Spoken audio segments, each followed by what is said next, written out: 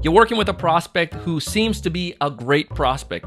You did everything you were supposed to do. You crossed your T's, you dot your I's, and you guided them down the process.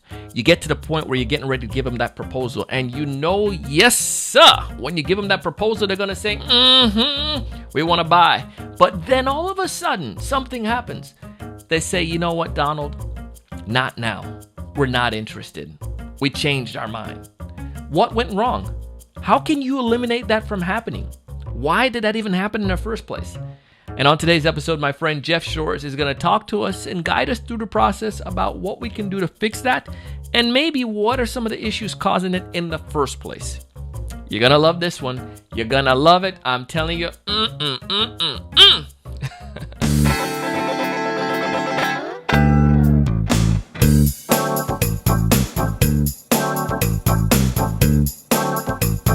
Hey, everyone. Welcome to another great episode of the Sales Evangelist Podcast. I'm your host, Donald Kelly, the Sales Evangelist. And I'm so excited for another great episode. I'm so excited to be here with you today. And on this episode, we're going to talk to our good friend, Mr. Jeff Shores. And as we mentioned before, Jeff, he's going to give us some guidance and help us out when it comes towards the situation when the prospect tells us, no, not yet. I am not ready for go forward. I'm not ready for closing this deal. I'm happy where I'm at. Jeff is a sales trainer. He's worked with many different organizations, many different individuals, and his sales training tactics come from psychology and human behavior. And he's going to talk to us about what you can do, how you can handle this situation. And I know you're going to find some key takeaways that you can apply right away. Let's go ahead and dive into the episode. Welcome to the show, Jeff. Thank you, Donald. A pleasure. Thanks for having me. How's life in Florida? It's rough, it's like, you got go the sun and you got the water and yeah. No, I was joking with someone. I was on a training this morning and we had some folks from South Africa, some folks from the West Coast, some folks in the Midwest, and then here I am in South Florida, and they're like, oh man, it's so nice. And I'm like, yeah, but it's our rainy season. So like right now it's 2-3 o'clock in the afternoon and it's cloudy outside. We're going to get some rain. It's just a matter. If anyone's been to Florida in the summer, you know it. Right. Yeah. The skies just open up and all of a sudden you feel like, especially for me, I'm from California. I know, y'all on the East Coast are worried about earthquakes. We're worried about getting just washed away into the ocean and they'll never see us again. Or eaten by an alligator, one or the two, high probabilities. Yeah, you hit a high probability of those. So, don't go too far out west. Fair enough. Yeah. But Jeff, man, we're super excited to have you on the show today. And congratulations on the new book. I bragged about that in the teaser there a little bit. And I'm excited to talk to you about it. I know we have some folks on here. They're probably like, Jeff Shores, it sounds familiar. But if they haven't heard of you, would you be willing to give us like a quick, 1 minute, tell us who you are and all the great stuff that you do? Sure. Yeah, absolutely. Well, I'm a salesperson at heart. I love sales. I'm a sales geek. I love studying, and I sold for many, many years. Real estate was my primary field, but now I work in a lot of different industries. For the last 20 years at Shore Consulting, working with companies large and small around the world. It's been great. This is now the 10th book that's going to launch here, and it has been a great run. Blessed beyond what I deserve. I just love sales. But I think the only interesting thing about that, at least to me, is that I used to look at it from the perspective of how does a salesperson sell, and I still do, but now I always start with how does a buyer buy. Everything that I do, like I don't read sales books, I read psych books, like what's going on inside the brain of someone that causes them to make decisions. That's the stuff that really juices me up. It's funny you bring that up. I just started looking at that. I started partnering with an organization called TPI, the Pacific Institute. And what I was curious about what they're doing is like the mindset side, right? The neuroscience, how people think. And I have a friend that's in psychology, and I feel that he's one of the best sellers that I know because he comes from it. Totally. The way he asked the questions just like gets me intrigued. I'm like, dang, bro, you sure you're not in sales? Because he knows how to get to what I'm thinking before I even think it. I hope that doesn't sound weird, but psychology kind of does that to a person where you understand human nature and human behavior, right? Yeah, totally. 100%. And if you look at, oftentimes you'll see salespeople and their company says, we want you to use the term sales counselor. And I'm good with that because that is a lot of what we do. When you think about what a counselor does, a counselor gets to the root of the problem long before they're going to try and provide any kind of solution. Or, a physician the same way. If I walk into a doctor and say my stomach hurts and he says, here, take these pills, we're done, right? There's got to be a little bit more to it, figuring out what's going on. And I think that's at the core of sales, is that if you understand your customer's problem well enough, that sale will roll out right in front of you. Oh man, so darn true. Man, we could go on for days on this. Yeah. Well, you attend books. I think I first heard about you, Jeff, through the local NSA, National Speaker Association. I think that's what it was. And Mace Horoff is a big fan as well. So it told me about you and some of the great things you're doing, and obviously many books and that followed it. But this one, why now? Why another book? Can't you just finish up with 10 already? Yeah, I know. I know, really, exactly. Yeah, I think what happens here is that you don't really sit down to write a book. You live a book first, and then you write the book. I would be leery about anybody who just says, I want to write a book on follow, or whatever it happens to be. You kind of got to live it first and figure it out. And then you determine, okay, well, is there enough to be said? But in this case, if you do an Amazon search on sales follow-up books, it's a short list. It's a short list. There's not a lot of stuff, and nothing's been written recently. A lot of people have addressed it around the edges, a lot of blog posts, but I didn't see anything that was comprehensive. And it's a subject that I'm so passionate about, because for me, follow-up is not how do you just get the sale. That's the end result. The question is, how do you continue to serve your customer? That's the real question. How do you continue to add value after that initial presentation? And that's really what the book is all about. Interesting. And I'm glad you put it that way. Because you share some stats in the chapter or opening chapters of the book about sales reps and their inability to follow up. I want to ask you, from those stats, why do you feel that's the case with sales reps' inability to follow up? Yeah, I mean, I think you could look at it again, just looking at human psychology, right? If it's time to do something that oh boy, am I going to do it or am I not going to do it? Let's just take working out. It's something that we all have to struggle with from time to time. And we literally say, why don't we work out? And I think that it's always going to come down to one of two questions. Either I can't do it or I won't do it, right? So you see somebody standing in a gym scratching their head. I don't know how this machine works. That's why I use a trainer. I want somebody to tell me how to do it so that I can take the can't out of play. Then it's just a matter of the won't. But before we do that, we have to ask, when it comes to follow-up, is it something that salespeople don't know how to do? It's an ability issue, or they just don't want to do it. It's a motivation issue. So I try and walk that line in the book between skill set and mindset, because you can have all of the, I'm going to do this, but if you don't know how, you're going to struggle. Or you could look and say, I know exactly how to do this, I just don't want to, and you're going to struggle even worse. How do you find both skill set and mindset? Oh man, so true on that. Well, let's talk about this. What can we do? Let's say we have the mindset, and let's say we have the belief that we do need to follow up. What's wrong with the way that we're following up right now, 2020? Yeah, I think that the two biggest problems in follow, other than the fact that oftentimes it just doesn't happen at all, but for those who are following up, I think the two biggest mistakes are that they are too slow and too impersonal. And so I spent a lot of time in the book talking about those two things, about speed and personalization. I think these are the superpowers that salespeople have at their disposal. The faster we serve, the more that we share a message that says, I simply outcare everybody else out there. People equate speed with care. And so if I'm getting back in touch and adding value very, very quickly, that's the first step. Then the second step is it personal?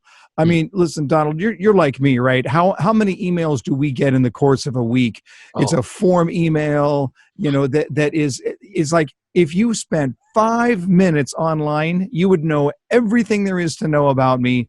It would not be difficult to personalize an email to Jeff Shore, but all I get are, listen to our incredible product. You're going to love this. I'm sure you are exactly the same way. There's nothing personalized about that.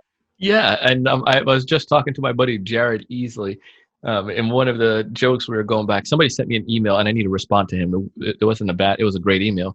The guy he said like, hello, first name. And then he put LOL, just kidding, because I talked about that in one of my episodes. Okay, well, that's great. That's Yeah, awesome.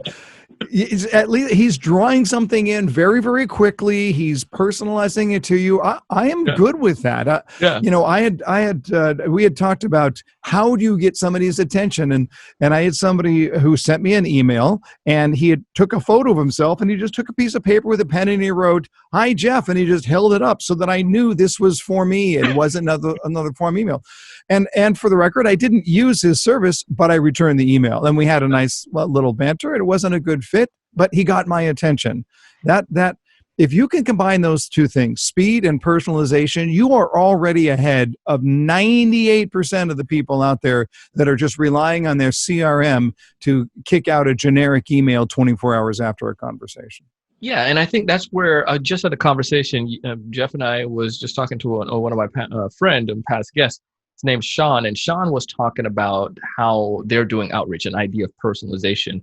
And one of the big things Right. that he's seeing right now is that when sales reps are sending those follow-ups, like you're saying, it's just, and I share this with them, I feel that we're in a pivotal moment in our society or in the world of selling where pre-COVID, we could have gone past with those things. It's like we, as human Yeah. beings and as decision makers, we said, okay, I understand you're selling blah, blah, blah. But then now, while our time is so valued and our resources are so scarce, we are only the people who are going to send something of real worth are going to have the opportunity to get our time. So I feel it's a survival of the fittest in some degree. And a sales rep who can recognize that, go back to that human-to-human connection, and can actually bring, like you said, that speed and that that value in that conversation. Those are the ones that are going to survive. I mean, just plain and simple. I'm not paying attention to people who are just like a noise anymore. It's definitely a delete. Yeah. Yeah. Well, okay, so that speaks to a big, you bring up something really important, Donald, and that is the question of why do you want to follow up in the first Sure. place? And my fear is that too many salespeople want to follow up because they're in trouble with their boss if the CRM has a hole in it and you can say that they didn't do it. I'm just a slave at that point to the CRM or to my boss or whatever it is, rather than saying, I can really add value to the person who has entrusted me with that conversation. I can really step in and solve a problem that they may not even think they have. And you know what? It's not that hard. So if we look at it and we say, how do I add value rather than how do I check the CRM box? That's the starting point right there. What's the motivation to want to follow up in the first place? Oh man, yeah, it's that's, I think it's a key part, right? And I think that's where I've made the mistake of doing it the other way around, where it was a check mark, or the worst Mhm. case was a CRM did pop up a reminder, and then I just was like a zombie and just put, Yeah, "Hey Jeff, are you still interested in having a conversation?" right. Just to check Yeah, it on the and sales. you might as well write it down. I got my eye on a new BMW, but I need this sale to sort of get me over the top. Can you do me a solid? And but you might as well say it because that's what they're thinking they're going to get. It wouldn't matter. They're not going to read that form email anyway. So No way, man. You talk about how to not get eliminated in the book, dedicating yeah, a whole yeah, chapter to it. Let's talk about yeah, that. How to not get yeah. eliminated. Yeah, it's such a huge issue. So, just first of all, we have to understand there are two types of elimination: active elimination, passive elimination. So, active elimination happens when I size up whatever you're selling and I go, you know what, not a good fit. That doesn't work for me. It didn't have these features, whatever it is. We're not going to be all things to all people. Some people are going to actively eliminate us. I'm not going to lose any sleep over somebody who was not going to buy from me anyway. Yeah. Passive elimination happens when I just fall off their radar, when I become forgettable. And the longer that we go to make that follow up, or the longer period of time without any communication, it destroys the relationship. And this has to do with a really interesting psychological phenomenon called emotional altitude. So we are emotional creatures. We make emotion based decisions. I don't mean emotional decisions. I mean emotion based. We buy more with our gut than we do with our head. So we about 85% of the decisions we make are instinctive, they're intuitive, they're out of that non-conscious, and then 15% is supported by data or logic. So then what happens here is that if I'm in a sales conversation and I'm all worked up and I'm really excited, I'm looking at the RV or the boat or the shiny object or whatever it is. Now what happens? Time has a way of decreasing that emotional altitude. That emotional altitude starts to wane because I still have my boss who's an idiot and my teenager is a pain and they got a ticket today and whatever it's going to be, all of those things are going to take me away from that emotional altitude experience. What follow-up does when it's done quickly and personally is that it re-elevates the emotional altitude. It sort of supports that emotional altitude to keep that customer on a high for a longer period of time and keep them emotionally engaged. And as I say, the emotion is what it's going to take to get them to buy in the first place. But Jeff, I am curious to hear about this part. When do I know its time is spent? That I've dedicated time. I did what you share, but how do I know when I should give up, so to speak, with following up? Yeah, so I'm not one of those people who wants to look at it and say, you hear sales trainers go, you're going to follow them till they buy or die. And I'm like, well, okay, that's cute. It rhymes and everything. But I guess what I want to do is I want to follow up until they don't think I'm adding value. So what I want to think about my follow-up first and foremost is adding value. What problem can I solve? What value can I add? What can I be thinking about that maybe they're not thinking about? How do I make them more successful in whatever it is that they do? Okay. So I want to think about how I add value and add value and add value. Now, along the way, what am I trying to do? I'm trying to set up the next appointment. I'm trying to drive towards the close. The customer isn't stupid about this. They understand I'm a salesperson. They understand that I want them to buy this product. So I don't have any problem with leaning into that and driving towards it. And at some point when I'm going to have to look at it and say, you know what, I have to tell you, you have all the information you need in order to make that decision. What do you want to do? Because here's my concern. The longer someone stays in a deliberation without making the call, the less likely it is they're going to buy. And the reason is they become unmoored from that emotional impulse. Now they're all logic and data, and even if they are still talking, you're asking a bunch of technical questions that don't matter. So what I want to do is I want to structure my follow-up so that I'm leaning towards that close and looking at it and even framing the conversations to say, so I've got 3 other things here for you, and I think that's going to put you in a position to make a decision. Let me show you what I got. Boom, boom, boom, and there we go. But the idea is not to follow up, it's to follow up and close. So I'm trying to set myself into that position where I can give you what you need and then ask again and then ask again. And I think your customer will make it very, very clear if you're taking that tact as to when it's time to say, you know what, we've decided elsewhere. And that's fine. Do you have any experiences or this is just a silly question. Do you have any stories you'd be willing to share about maybe clients or folks that have followed this idea and been diligent with their follow-up and saw results? You don't have to give name or anything. Yeah. No, absolutely. Two quick stories. One is on the negative side. I actually had a ghostwriter who wanted to write this book for me. Now, I've written all my books myself, but she asked me a really interesting question. We were at a conference together, and she said, what do you have more of, time or money? It was an interesting question. And, I don't want to suggest that I'm rich or anything, but there's no question about it. I have more money than I have time. No doubt about it. So I said, I have more money. She said, that's what I do for a living. I take people's money and I give them time. I write the book for them at a cost so that they can go out and do what they're really good at and they don't have to think about it. Now, having written 10 books, I know how long it takes, and that was really intriguing. Yeah. So what happened next? I never heard from her. And I'm like, so it's weirdest thing. I see her again 3 months later. She says, yeah, you know what? You never got back to me. And I'm like, I never got back to you? This is a book on sales follow-up. And you didn't make one call or one outreach to say, I want to help you write a book on sales follow-up. How can I, with any integrity, give you this job? All right. So anyway, I tell that story in the book because it's a perfect example of exactly what we're talking about here. Yeah. But just one other example here on the positive side. Her name is Molly. She is in the Reno market, and she sells boxes. She sells cardboard boxes to companies that need to ship stuff.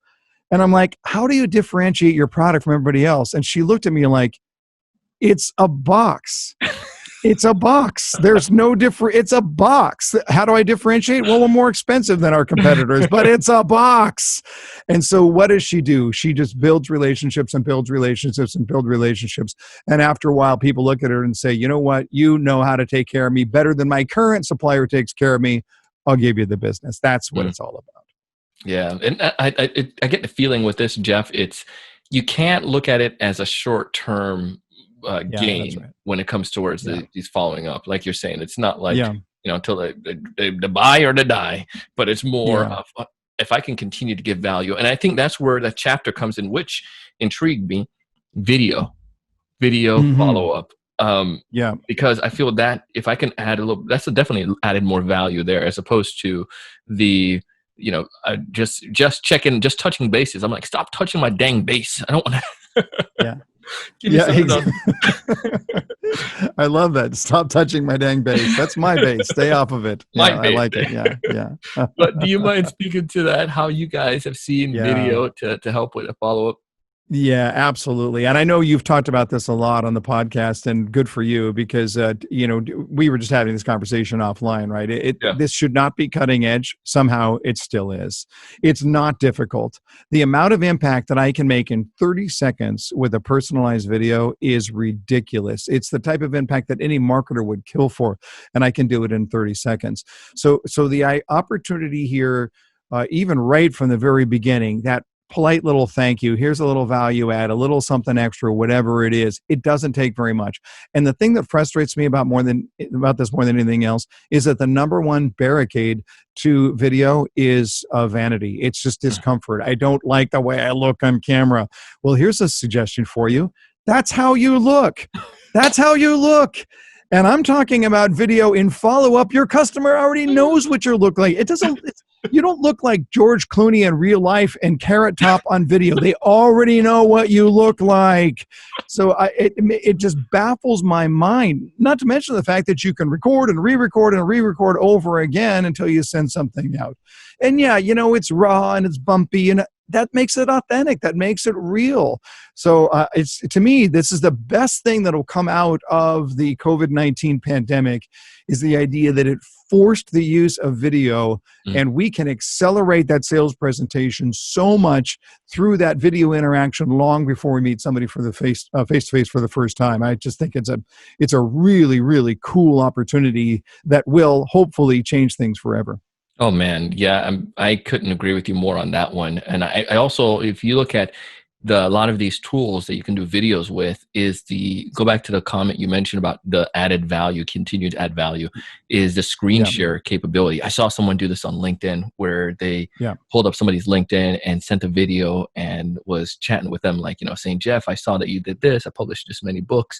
I blah, blah, blah. But showing your stuff is automatically going to say, well, whoa, what does he talk about my LinkedIn? Let me click on this video.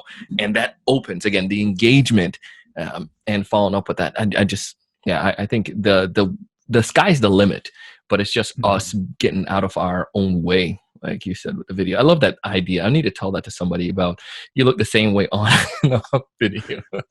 It's who you are. It's who you are. Yeah. Yeah. And you're better looking than you think you are. So come on, give yourself a break right there. Yeah. Oh, look at that. Thanks, man. I appreciate that. It makes me feel good here. You mentioned, I also want to go back to this idea. You kind of hit on it already, but speed being the secret weapon for sales rep. Let's put these two things together real quick here, Yeah. if I could here, Donald. I'll put these two things together and ask the question, how soon can you follow up? Right. So let's suppose that you are a salesperson at an upscale outdoor furniture store, right? So you're going to sell sofas or furniture sets that are going to cost $5,000, $7,000, or whatever. And you're dealing with somebody, you have a good conversation, you look at the catalog, here's what you could do. Boy, that's a lot more than we thought we were going to spend. We saw this nice set over at Costco for less than half of that. We've got to think about it. Okay. They're pulling away. Yeah. You could pull out your cell phone and you can record a video in 15 seconds that simply says, thank you. I meet a lot of people in the course of my day. I really enjoy that conversation. I'm right here when you need me. In the meantime, I'm going to do some further homework on that. I'll be back in touch with you later today. Have a great day. Click. That's it. Took me 15 seconds, cost me absolutely zero. I was respectful. I was kind. I let them know what the next step is, and my phone number is now in their phone. Is there a downside that I'm missing right here? And that's follow-up that took place in seconds after they left. You think anybody else is going to do that? You want to stand apart? Do things that nobody else is going to do. Oh man, you're singing the tunes that I love. Yeah, just from that simple interaction there, from that story, or even just that it's just an example. I was pulled Yeah. into it as a consumer, and I'm just like thinking, nobody's ever done that. That would be cool. Yeah. If they did send me Totally. just like a video in the phone. I'm like, yeah, as opposed to like, here's my business card. Like, don't do what Right. everybody else does. Like, I'm going to take that business card and Sure. put it in a Oh, pile or throw it away when I get totally. home. Yeah. Yeah. Right. How many brochures have ended up on the back seat of a car long enough to get it home, and then it's in the can? But that quick video, I mean, people open text messages 98% of the time. So, and it's something that's short, it's sweet, it's personalized. They're still on that emotional altitude that they had with you in that conversation. Yeah. These are not difficult things. It's only a question of whether you're gutsy enough to do them. That's really all that this comes down to. Whether you're gutsy enough to do them. I guess that's a question then, guys. Are you gutsy enough to take the chance? Yeah. Yeah. What's the Yeah. outcome? The outcome, Absolutely. Yeah. it's going to be you. And what's the downside? I Yeah. mean, what's the downside? Listen, if they're going to watch that video and go, well, that was rude of that person to clog up my text, if that's how they feel, then whatever went wrong while you were still in the store. There's nothing to do with the text message you just sent. It means that there wasn't a strong enough connection that you made with them during the sales presentation. But if, for those of you who are learning, saying my strength is building good connections, that's what I do during sales presentations. Cool. Yeah. Leverage it. Extend it. Make sure that emotional altitude stays high for a longer period of time. Man, Jeff, man, you've hit on so many great things today that I'm ready. I know some folks that I need to follow up with right now, and I've been thinking about the video that I need to send them. So now I need to just do it. So after this call, I'm literally going to do one. But is there anything else? I love it.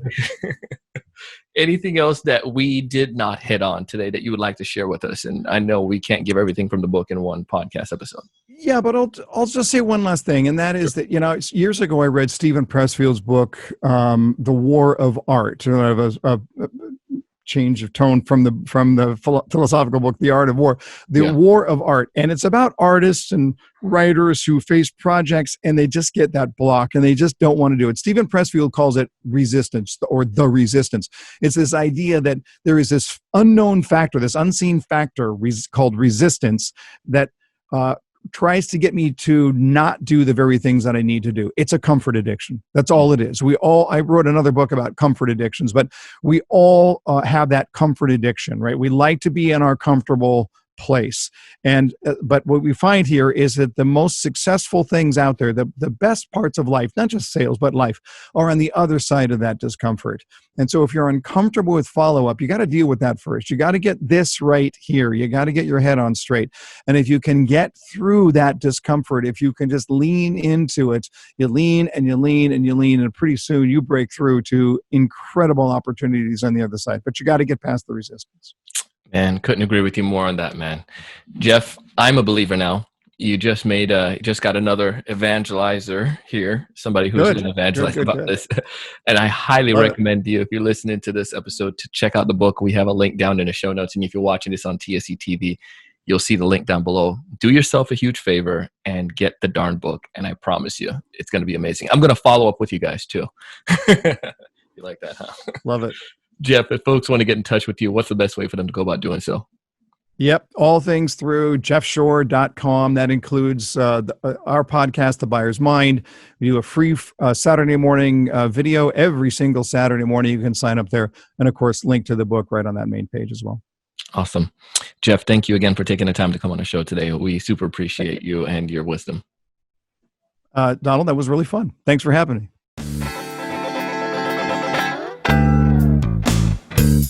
That was Jeff Shores. And if you want to connect with Jeff and learn about his book, go ahead down below here on TSE TV. You'll see the link. We have that right there and right before the comments. I want you to check it out. Test out the book, see why we love Jeff Shores so much, and see why we're a big fan of some of the works that he's been doing and all the books that he's produced. If you want to learn a little bit more detail, you can always go back to our website. You can find all the details in the show notes at thesalesevangelist.com/the word episode number 1320. That is 1320 for episode number 1320. Yes, we're pumping them out, and I'm glad you're here. If you haven't done so already, go ahead and hit subscribe on here on YouTube, because we love to hear that you're enjoying the content. It helps us to produce more content. And click that little bell so you can get notified whenever we produce a new episode. Thank you for being here.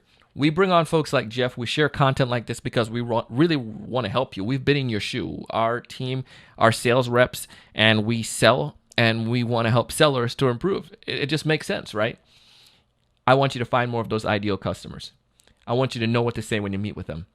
And I want you to naturally close the deal. If you haven't done so already, also check out Crumble. It's a fascinating, easy-to-use CRM, and you don't need an engineer to help you set it up. That's simple. Find all the details right down in our show notes. But I tell you about Crumble. I tell you about Jeff Shores. I bring you great value like this because all in all, my goal is to help you to go out each and every single day and do big things. Thanks so much for watching. Hey, thanks so much for taking the time to watch this video today. If you enjoyed the content, I ask you to go ahead and hit that like button, that thumbs up in the bottom right-hand corner. Also, to make sure to subscribe if you haven't done so already. This way, we'll keep you up to date with all the latest sales strategies, latest tools, and things that are going to help you to not only find more prospects, but to close more deals. Thanks so much.